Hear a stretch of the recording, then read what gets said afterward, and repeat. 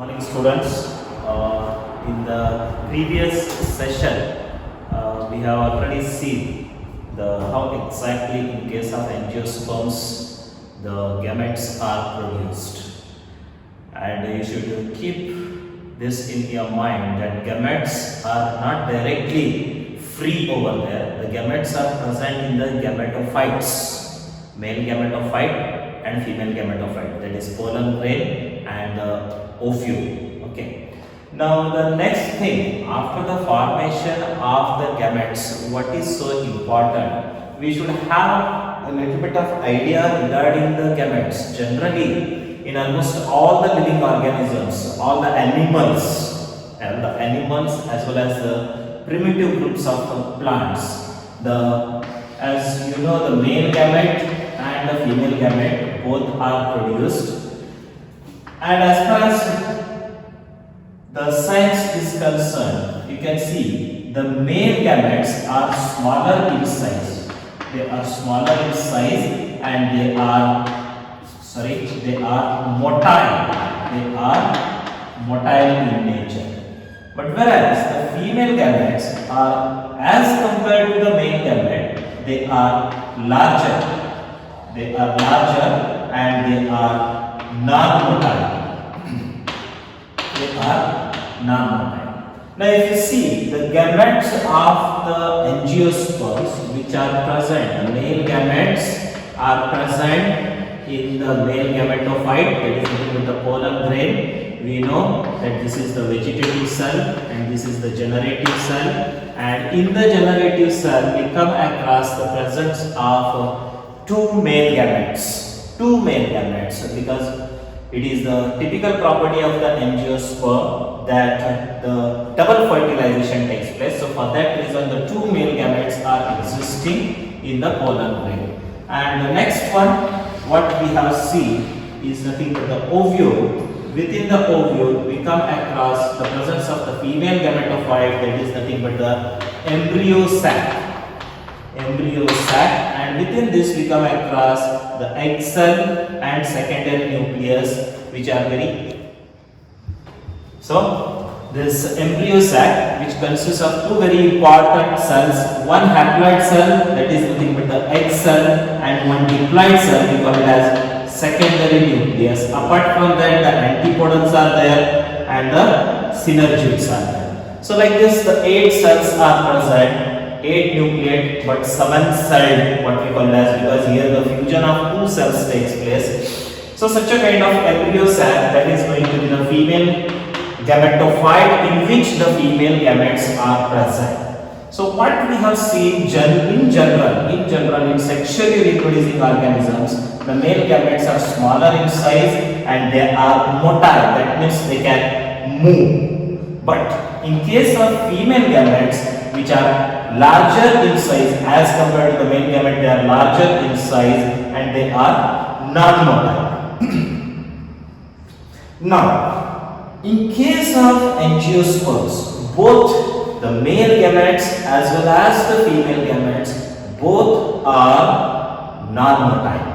If you can see, these male gametes are present in the male gametophyte, and male gametophyte itself is non-motile. It cannot walk or it cannot swim, or rather, as I said, in the lower groups like bryophytes and pteridophytes, the anthrozoids are produced and they can swim with the help of the water current that is there. But in case of angiosperms grows above the soil surface, and then it won't get any kind of medium to get passed on to the female gamete. That is the reason why it needs a special kind of mechanism, that is what we call it as pollination. Okay. Now this pollination, until and unless the pollination takes place, the male gametes are not transferred to the female gametes. So that means male gametes are also non-motile and the female gametes are also non-motile in case of the angiosperms. Now, what is the definition of pollination? See, now it is very interesting to see pollination, the process of transfer of pollen grains, the process of transfer of pollen grains from the anther to the receptive stigma. Stigma should be in the receptive stage. It should have matured. Okay. So the transfer of pollen grains from anther to the receptive stigma is what we call it as pollination. So receptive stigma, and when it comes on the receptive stigma,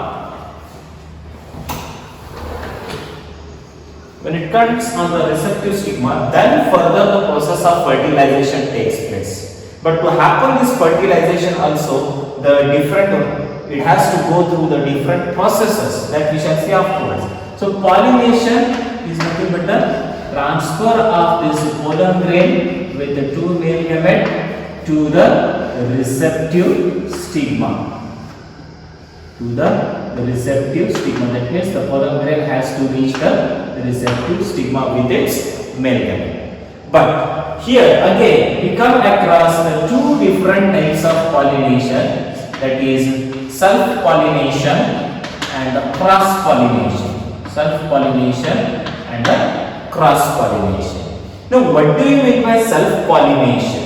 What is the other term that is used for the self-pollination? The self-pollination is also referred to as autogamy. It is also referred to as autogamy. That means the transfer of pollen grains from the anther to the receptive stigma of the same flower. That means here one very important thing you should remember is the flower should be bisexual. The condition required is the flower should be bisexual. That means, say for example, this is the flower, this is having the stigma here. That means the anther should reach at this particular level and the pollen grains falls on the stigmatic surface of the same carpel or same stigma. Okay, so that is what we call it as self-pollination or autogamy. Now when it comes to the cross-pollination,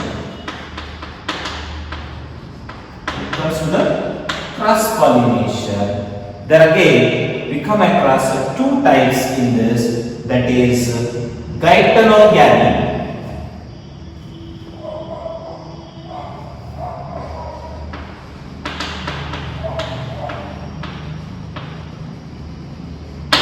and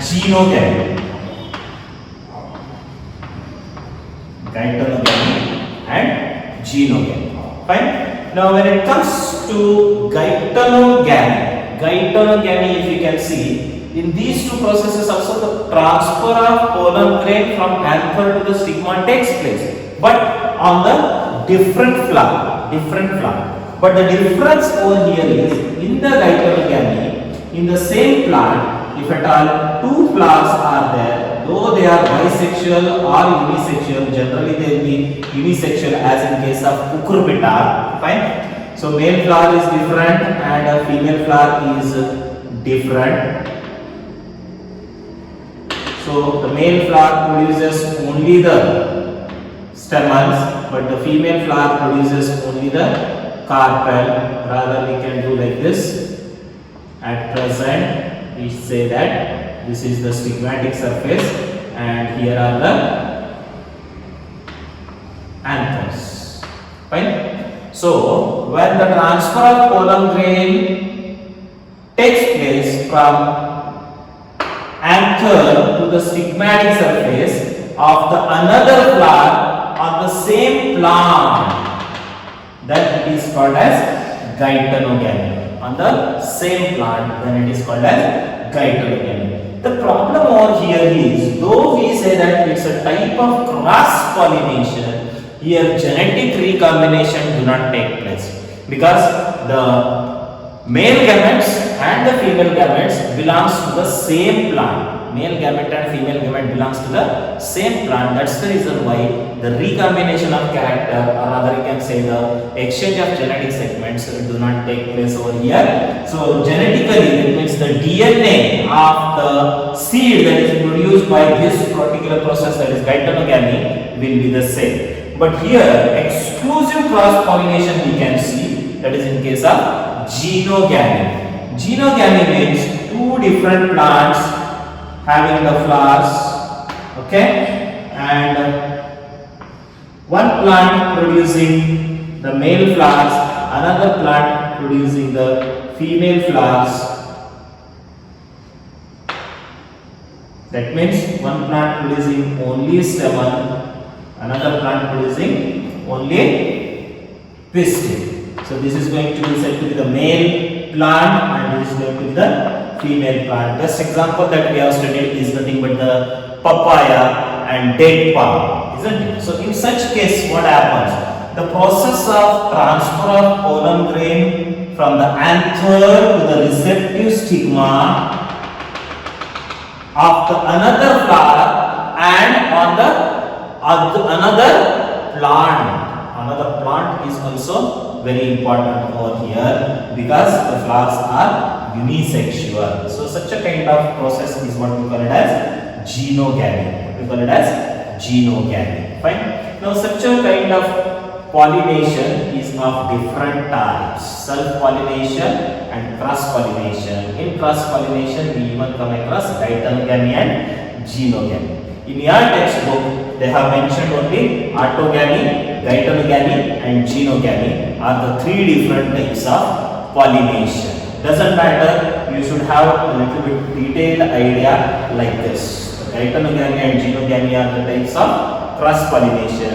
Another very important thing you should remember, though geitonogamy is the type of cross-pollination, here the genetic material does not change because the transfer takes place in the same plant. That means the DNA remains same. Okay, so such a kind of pollination. Now as you can see, when this pollination has to take place, there should be some compatible condition. Say for example, for the self-pollination, what are the reasons that is why the self-pollination can take place in the flower? That means one very important thing is the flower should be bisexual. So that means the flower should be bisexuality. Bisexuality should be there. That means the flower should have both male as well as the female reproductive structure. Okay.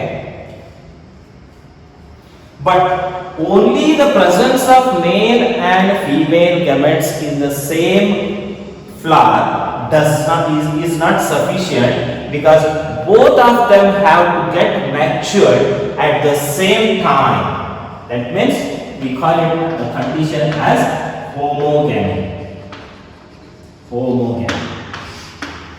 Both male and female reproductive should attain the maturity at the same time, then only the self-pollination can take place.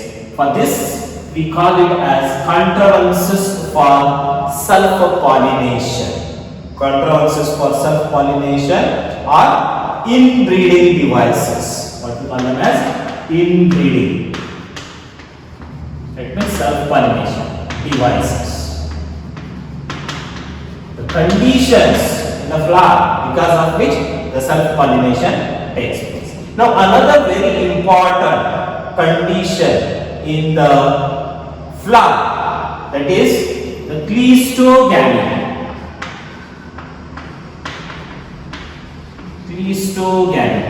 Cleistogamous flowers. You can see this homogamy in most of the flowers. Say for example the Vinca rosea, Catharactus roseus, or you must have heard about the periwinkle. So wherein the self-pollination takes place because the maturity of both the gametes takes place at the same time. That means homogamy, right? But in case of cleistogamy, this is very important from your examination point of view. What do you mean by cleistogamy? Cleistogamy is the condition wherein the flowers are bisexual and the flowers always remain closed. The flowers always remain closed. So closed condition of the flower, they will never open, and sometimes in some of the plants like camellia, in case of camellia, the flowers are underground. Underground flowers means they can never open. The flower never open. So altogether you can say they will never open. The flower when it never opens or the closed flower condition and bisexual condition of the flower. Such a condition is what we call it as cleistogamy. So that means in case of cleistogamous flowers, the process of the maturity of both the male and female gametes will take place, and the self-pollination is the must phenomenon. There is no possibility of cross-pollination at all. So such a kind of two different contrivances are the reasons why the flower undertake only the process of self-pollination. We call these two as homogamy and cleistogamy as inbreeding devices. What we call them as inbreeding devices. Now coming to the next part, that is why the cross-pollination has to take place. Why only the cross-pollination takes place in some of the flowers. So that is what we call it as outbreeding devices. So this is very important part of your syllabus, which can be even asked for 5 marks. 5 marks question also can be asked for the outbreeding devices. Now this is over, self-pollination is over. Now we have to deal with the cross-pollination. In the cross-pollination, what are the conditions which are required to happen? Only the cross-pollination is the must phenomenon when it happens. Though the flowers are bisexual, sometimes self-pollination will not take place. Right? So the first condition, what we call it as diclining, that is unisexual flowers. Unisexuality. That means if the flowers are unisexual, you can see over here the flowers are unisexual. The male flower is different, the female flower is different. The male gamete are produced in one plant or flower of one plant, and the female flower is produced on the another plant or on the same plant. So in this condition, the compulsorily the cross pollination has to take place. So that's why we call this as outbreeding, one of the outbreeding device. So diclining means unisexuality. When the flowers are unisexual, only the cross pollination can take place. The self pollination can never occur in such flowers. Okay. Then the second condition is dichogamy. The second condition is dichogamy. That means both the flowers. So here unisexuality you can understand either female flower or male flower. But here the flowers are bisexual. The flowers are bisexual. But the period of maturity, attainment of the maturity of the male gamete is different, and the attainment of maturity of female gamete is at a different time. That's the reason why we call it as dichogamy. Here again we come across two stages, two particular times, that is what we call it as protoandry,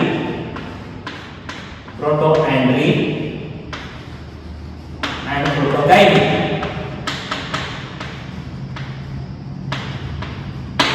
Okay. Now andry means andration, proto means first. Okay, that means the maturity of the andration takes place prior to the maturity of the gynoecium. And here the gyne means gynoecium. The maturity of the gynoecium takes place prior to the androecium. So such a kind of two conditions we can come across in the diplogametes. Though the flowers are bisexual, they cannot attain the process of self-pollination. They have to go through the cross-pollination, outbreeding device, cross-pollination.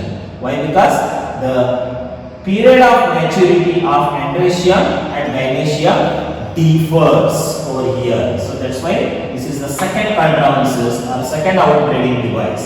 Now the third outbreeding device is self-sterility. Self-sterility. Now if you can see here, self-sterility, sterile means not able to reproduce, sterility. Fine. Opposite to this is fertile. So fertility is not there. How is it? Self-sterility. That means the flower is bisexual. The flower is bisexual. The flower is bisexual, but the pollen grain of the same flower will not be able to germinate on the stigmatic surface of the same flower. That is what we call it as self-sterility. The sterility means this may be because of inbreeding depression that we are going to deal in some other chapter. What is inbreeding depression? So since the self-pollination takes place, it goes on and on and on and on. After few generations, what happens? The stigmatic surface will start refusing this pollen grain. That means it will not allow that pollen grain to germinate or to produce the pollen tube. That's the reason why the male gamete and female gamete of the same flower will not be able to fuse. So that is what we call it as self-sterility. Fine. Though the flower is bisexual, the pollen grains cannot germinate on the stigmatic surface of the same flower. Fine. Then the next two are very important. Fourth one is hercogamy. Hercogamy means, see here, this is also one of the outbreeding device. The flower is there, which is bisexual again, but in this particular flower, the arrangement of, see now,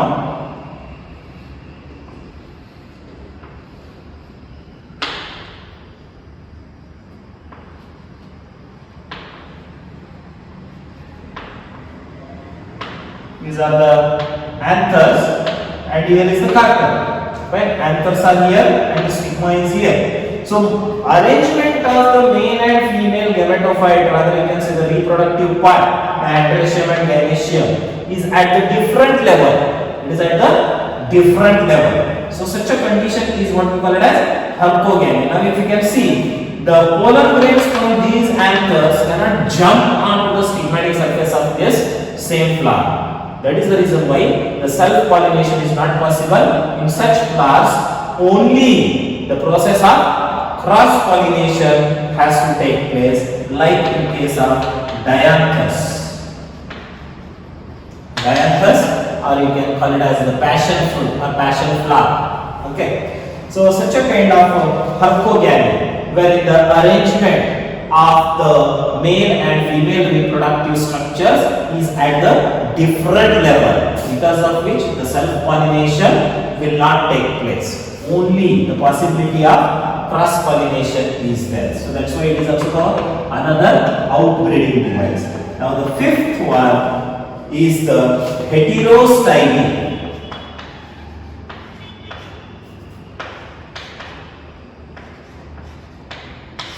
Okay, heterostyly. Style, you know what do you mean by style?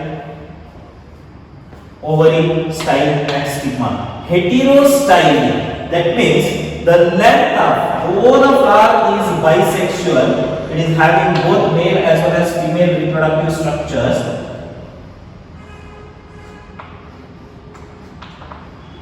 Right? Heterostyly, that means the length of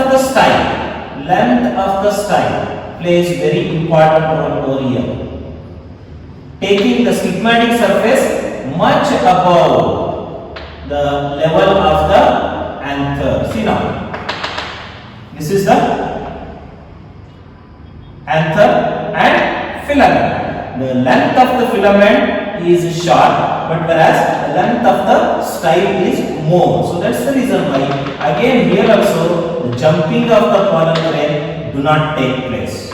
Here also the jumping do not take place. Fine. So the length of this style plays very important role, wherein it, because of which the length is more means the anther cannot reach to the stigmatic surface. In such a class also the process of self-pollination is not possible. Only cross-pollination will take place. So that's why this is also one of the outbreeding device. So if you write all these 5 outbreeding devices correctly, you will get 5 marks. So this is going to be the 5 marks question.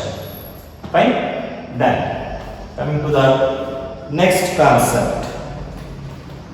Now, as we are looking into the process of pollination, as I said, the transfer of pollen grain has to take place from the anther to the receptive stigma. Then who will do this transfer? The pollen grains cannot walk or cannot get swims through the air. So it has to mechanically get transferred. Mechanically it has to get transferred. So that means they need the help of some of the agents. They need the help of some of the agents.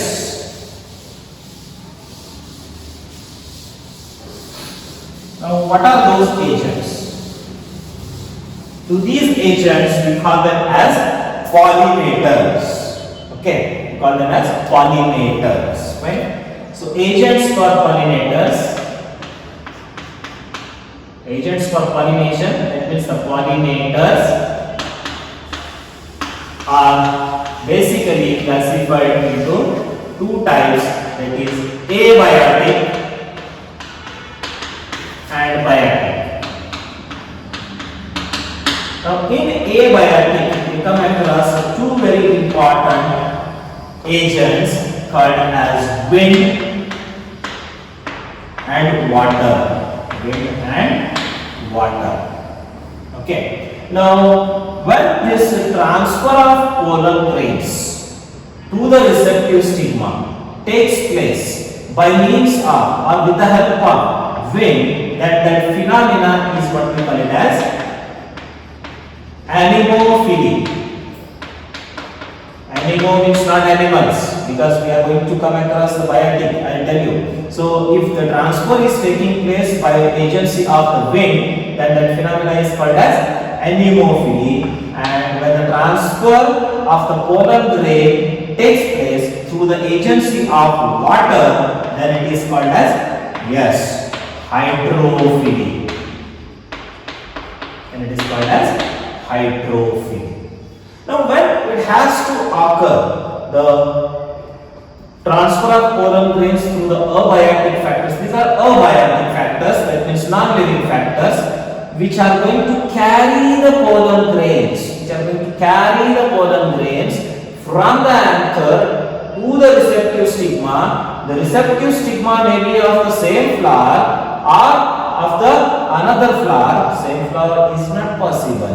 Same plant is possible, because we are talking about the pollination that has been brought about by the, see now, if at all the self-pollination has to take place, we do not need any agent over there, because the compatibility is over here. The pollen grains can fall directly over here. So this do not need any pollinators. But in the process of cross-pollination, these pollinators are very much essential.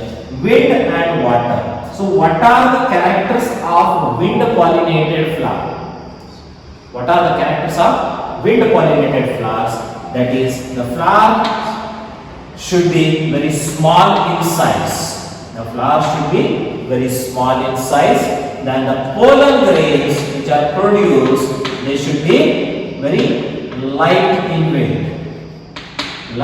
weight and more in number to meet the loss, because if at all 1000 pollen grains are transferred through the wind current from one flower, out of that maybe only one pollen grain can fall on the stigmatic surface of the another flower. So that's the reason why to carry them in the wind, the pollen grain should be very light in weight and they should be more in number to meet the loss. The flowers should be very small. Now, again, one more very important character is the anthers. The flowers should be exerted. The flowers should be exerted. That means what? Exerted means what? The stigma as well as the stamens has to come out of the flower. Say for example, some of the flowers you must have seen the ovary is here and the stamens are present over here within the corolla tube. So that is not called as exerted condition. Exerted means both the stigmatic surface and the anthers should come out of the, so that with the flow of the wind, these pollen grains can get transferred through the agency of the wind to the another flower. Okay, so such a kind of, and to happen this wind pollination, there is no necessity of attractiveness.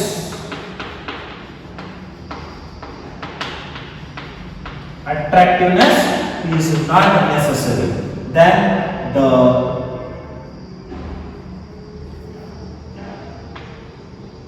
pollinia, rather we can say the glands are not required. What kind of glands?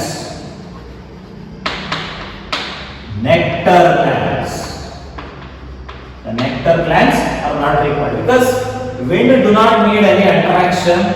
Okay, the flower should be very small. The flower should not have the attract. Maybe there, but it is not compulsory. The wind pollinated flower should be attractive always. Okay, and the nectar glands are also not necessary. But very importantly, the pollen grain should be light in weight, more in number, and the stigma and the filaments. The style and the filament should be very long so that the flower can be exerted. Both the stigmatic surface and the anther should come out of the flower. Now, but when it comes to the water pollinated, that means hydrophilous flowers, again here the same characters continues. The flower should be small, the pollen grain should be light in weight, more in number, the exerted condition is required. Attractiveness is not required, the nectar glands are not required. Another very important thing, the pollen grains should have air chambers so that they can float. That gives the buoyancy. That means the pollen grains can float on the surface of water. More has to be produced because through the water current, the pollen grains will be lost. Out of 1000, even one pollen grain also may not pollinate over there. So such a kind of abiotic factors like wind and water, anemophily and hydrophily, we can come across such a kind of characters which has to be present in the flower. Okay. Now coming to the biotic factors.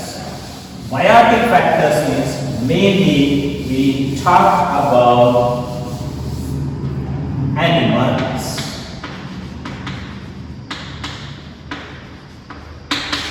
That means the pollination that is brought about with the help of animals means this entire thing is what we call it as zoophily.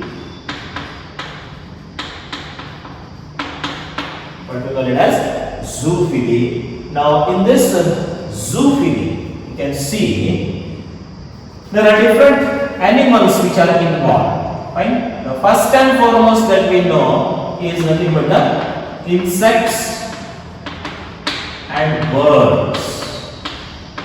You can get a long list in different books, but what is so important is insects and birds. Now, what does the pollination by insects is called as? See now, pollination by animals is zoophily, and the pollination by wind is anemophily. Okay, so zoophily we come across the insects. Now, the process of pollination by the agency of insect is called as not the insectophily, that is called as entomophily. Entomophily. That means pollination by insects. By birds, it is called as ornithophily. Then the pollination by ants is called as myrmecophily.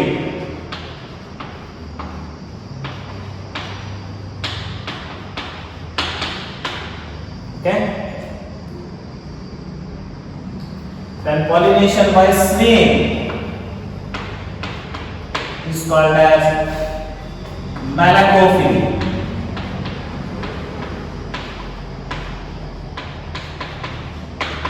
Then pollination by mammals like bat is called as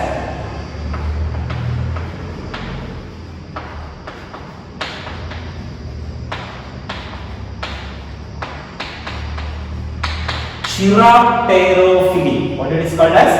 Chiropterophily, because it belongs to the order Chiroptera. So like that, the list continues. These are some of the very important things. So what is so important here? If at all the pollination is taking place by insects or birds or ants or snakes, first and foremost very important thing is the flower should be attractive in nature. That means the petals should be brightly colored and attractive, so that they can attract the insects, birds or ants or snails. Of course, in case of bats, the foul smell is very important, to which these bats will get attracted. But for the insects, in case of birds, the flowers should be large in size. The flowers should be large in size. The pollen grains should be very small in size and should be sticky. They should be sticky in nature, so that they can get adhered on the body of the insect or on the beak of the birds. Then next very important thing is the nectar gland.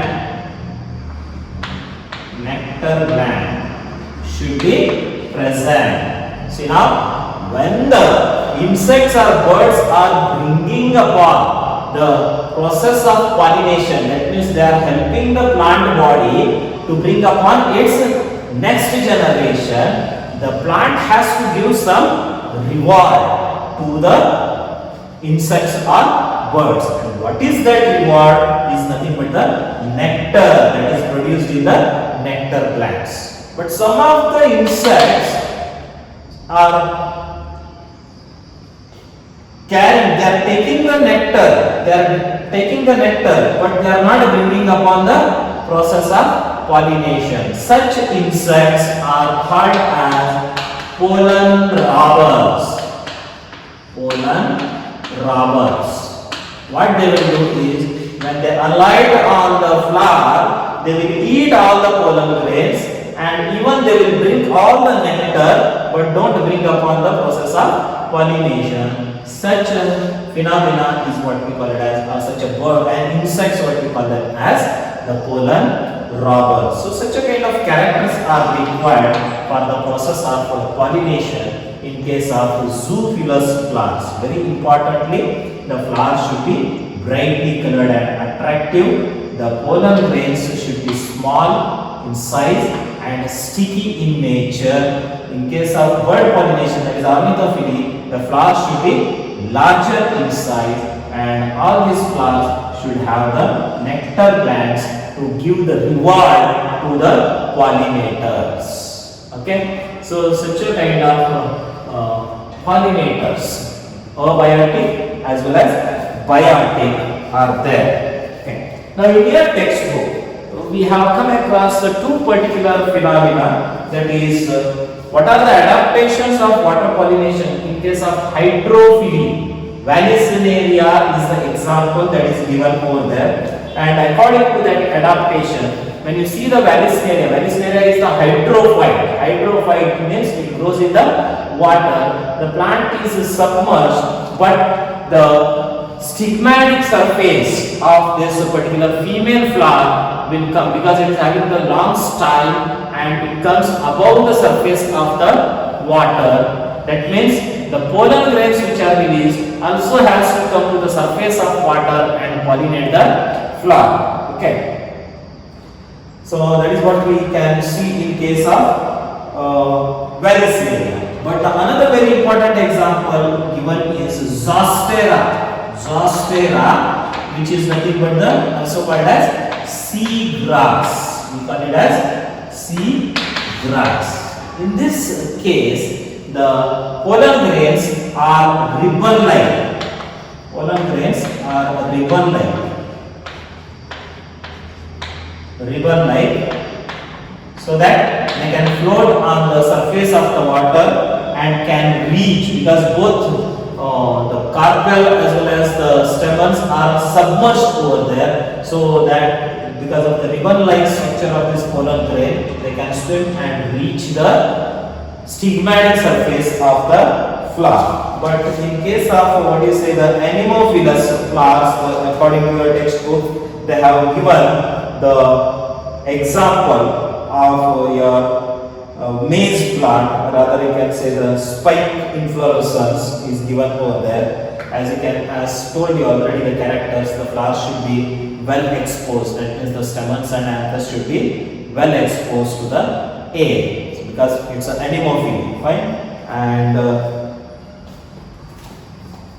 this is how we are going to come across the different types of pollination. Pollination, after this particular process of pollination, we have to go through how exactly the process of fertilization takes place in the plant body. As I said, the pollen grains has to get transferred to the stigmatic surface, but the stigmatic surface, when it receives the pollen grain, there will be dialogue between them. That means they do not speak to each other. The chemical interaction will be there in between them. If at all the process of this chemical reaction is accepted, now you see why I am telling this. The next concept that we are going to see in the next class is nothing but the